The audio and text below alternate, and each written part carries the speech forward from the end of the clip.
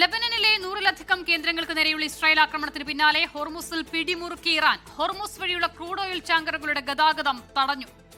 വെടിനിർത്തൽ കരാറിൽ ലെബനോൻ ഉൾപ്പെട്ടിട്ടില്ലെന്ന് ട്രംപ് വ്യക്തമാക്കി. ലെബനോനിൽ മരണം 89 എന്നാണ് ഏറ്റവും ഒടുവിൽ പുറത്തുവന്ന വിവരം.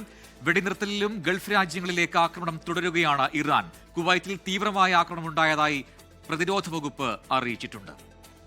മെറിൻ മേരി ചാക്കോ ഇന്റർനാഷണൽ ഡെസ്കിൽ നിന്നും ചേരുകയാണ്. ഒപ്പം മുഹമ്മദ് റഹീസ് ദുബായിൽ നിന്നും വിവരങ്ങൾ നൽകാനായി ഉണ്ട്. ആദ്യം മെറിൻ മേരി ചാക്കോയിലേക്കാണ്. മെറിൻ, ഒരു സമാധാനത്തിന്റെ സാഹചര്യം ഉണ്ടാകുമെന്ന് പ്രതീക്ഷിച്ചിരുന്നു, പക്ഷേ വീണ്ടും ആക്രമണത്തിന്റെ വാർത്തകൾ വരുന്നു. അതും മരണസംഖ്യയൊക്കെ 89-ലധികം കടന്നിട്ടുണ്ടെന്നുള്ള റിപ്പോർട്ടുകൾ കൂടിയുണ്ട്. എന്താണ് ഏറ്റവും ഒടുവിലായി വരുന്ന വിവരങ്ങൾ? Good evening Asitha and Prajin. പശ്ചിമേഷ്യയിൽ നിന്നും വീണ്ടും സംഘർഷഭരിതമായ ഒരു സാഹചര്യം തന്നെയാണ് വരുന്നത്. രണ്ടാഴ്ചത്തെ വെടിനിർത്തലിന് പിന്നാലെ ഇസ്രായേൽ ലെബനനിൽ വൻ ആക്രമണം നടത്തിയിരിക്കുന്നു. 10 മിനിറ്റിനുള്ളിൽ 100-ലധികം കേന്ദ്രങ്ങളിലാണ് ഇസ്രായേൽ ആക്രമണം നടത്തിയത്. പ്രധാനമായും തെക്കൻ ലെബനൻ, അതുപോലെ തന്നെ ബെക്ക താഴ്വര, ബെയ്റൂത്ത് എന്നിവിടങ്ങളിലാണ് ആക്രമണം നടത്തിയത്. 89 പേർ ഇവിടെ കൊല്ലപ്പെട്ടു എന്നാണ് വിവരം ലഭിക്കുന്നത്. 700-ലധികം പേർക്ക് പരിക്കേറ്റിട്ടുണ്ട്.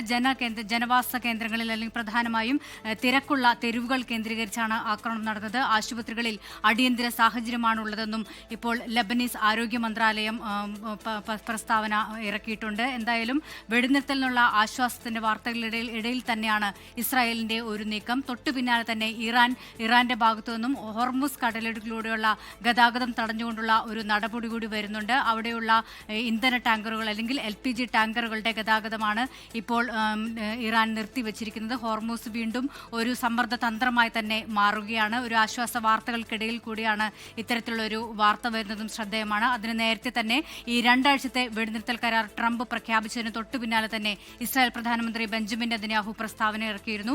ഈ വെടിനിർത്തലിൽ ലെബനൻ ഒരിക്കലും വരില്ല, ലെബനൻ ഉൾപ്പെട്ടിട്ടില്ല എന്ന് പ്രസ്താവന ഇറക്കിയിരുന്നു.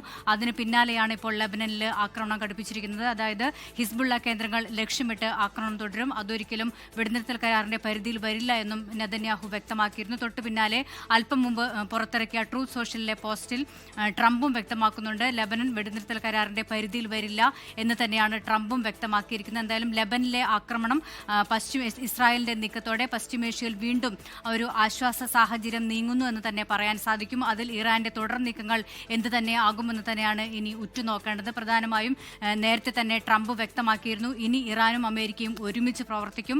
ഇറാൻ ആണവ സമ്പുഷ്ടീകരണം അല്ലെങ്കിൽ യുറേനിയ സമ്പുഷ്ടീകരണം നടത്തില്ല, അക്കാര്യം അമേരിക്ക ഉറപ്പുവരുത്തും. ഇറാന്റെ ആണവ കേന്ദ്രങ്ങൾ അമേരിക്കയുടെ സാറ്റലൈറ്റ് നിരീക്ഷണത്തിലാണെന്നും മാത്രമല്ല ഇറാന് ആയുധങ്ങൾ നൽകുന്ന രാജ്യങ്ങൾക്ക് മേൽ 50% തീരുവ ചുമത്തും. അക്കാര്യത്തിൽ ഒരു തരത്തിലുള്ള ഇളവും ഉണ്ടാകില്ലെന്നും ട്രംപ് വ്യക്തമാക്കിയിരുന്നു. തൊട്ടു പിന്നാലെയാണ് ട്രംപ് ഇപ്പോൾ ലെബനന്റെ കാര്യത്തിൽ നിലപാട് വ്യക്തമാക്കിയിരിക്കുന്നത്. എന്തായാലും ഇസ്രായേലിന്റെ ലെബനൻ നേരെയുള്ള ഒരു ആക്രമണം പശ്ചിമേഷ്യൻ സംഘർഷത്തെ ഒന്നുകൂടെ സംഘർഷഭരിതമാക്കുന്നു എന്ന് തന്നെ പറയാൻ സാധിക്കും. മെറിൻ മേരി ചാക്കോ ഇന്റർനാഷണൽ ഡെസ്കിൽ നിന്നും വിവരങ്ങൾ നൽകി.